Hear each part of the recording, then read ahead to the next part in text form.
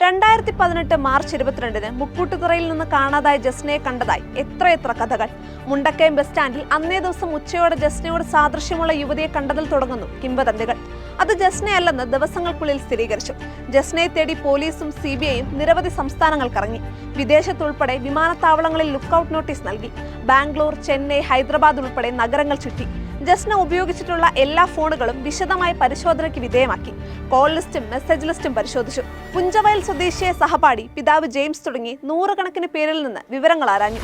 പീരുമേട്, വാഗമാൺ, പാഞ്ചാലിമേട്, പൊന്തൻപുഴ പ്രദേശങ്ങളിലെ കാടുകളും മണിമലയാറിന്റെ തീരങ്ങളും കയങ്ങളും ഒക്കെ പരിശോധനയ്ക്ക് വിധേയമാക്കി. മുണ്ടക്കയം വെള്ളനാടി എസ്റ്റേറ്റ്, അപ്പാട പരതി. ബാംഗ്ലൂരിലെ അഗതി മന്ദിരത്തിലും ബേക്കൽ കോട്ടയിലും മലപ്പുറത്തും പൊന്നാനിയിലുമൊക്കെ ജസ്നയെ കണ്ടതായി കഥകൾ ഇറങ്ങി. പോലീസ് അന്വേഷണത്തിൽ അതൊക്കെ വ്യാജമെന്ന് തെളിഞ്ഞു. കൊച്ചി ഉൾപ്പെടെ 12 വിമാനത്താവളങ്ങളിലെ CCTV ക്യാമറകളും യാത്രാരേഖകളും പരിശോധിച്ചു. റെയിൽവേ സ്റ്റേഷനുകളും ബസ് സ്റ്റാൻഡുകളും പരതി. എരുമേലി മുതൽ മുണ്ടക്കയം വരെ പോലീസ് നിരവധി യാത്രകൾ നടത്തി തലനാരിഴക്കേറി. ജസ്ന അവസാനം യാത്ര ചെയ്ത എരുമേലി മുണ്ടക്കയം സ്വകാര്യ ബസ്സിലെ ജീവനക്കാരോടും യാത്രക്കാരോടും വിവരങ്ങൾ ചോദിച്ചു. ജസ്നയെ കൊല്ലമുളയിലെ വീടിന് മുന്നിൽ നിന്ന് മുക്കൂട്ടുതറയിലെത്തിച്ച ഓട്ടോ ഡ്രൈവറെയും ഇവിടെ നിന്ന് എരുമേലിക്ക് പോയ ബസ് ജീവനക്കാരെയും കണ്ടു. ജസ്നയെ ബസ്സിൽ കണ്ട കൊല്ലമുള സ്കൂളിലെ വിദ്യാർത്ഥിയോടും ഒപ്പമുണ്ടായിരുന്ന മാതാവിനോടും വിവരങ്ങൾ ചോദിച്ചു. ജസ്നയെ അവസാനമായി കണ്ടതും ജസ്നയുടെ പഴയ സ്കൂളിലെ വിദ്യാർത്ഥിയാണ്. ചെന്നൈ കാഞ്ചീപുരത്ത് ജസ്നയോട് സാമ്യമുള്ള യുവതിയുടെ കത്തിക്കരിഞ്ഞ മൃതദേഹം വിശ്വാസയോഗ്യമായ സൂചനയായിരുന്നു.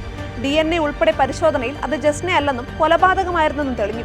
അന്യസംസ്ഥാന തൊഴിലാളികളെയും നിരീക്ഷിച്ചു. അവരിൽ പലരുടെയും ഫോൺ കോളുകൾ അപഗ്രഥിച്ചു. മുക്കൂട്ടുതറ, എരുമേലി ടവറുകൾ കേന്ദ്രീകരിച്ച് ലക്ഷക്കണക്കിന് മൊബൈൽ കോളുകൾ പരിശോധിച്ചു. ലോക്കൽ പോലീസും ക്രൈംബ്രാഞ്ചും CBIയും അന്വേഷിച്ചിട്ടും ജസ്ന കാണാമറയത്ത് തന്നെ.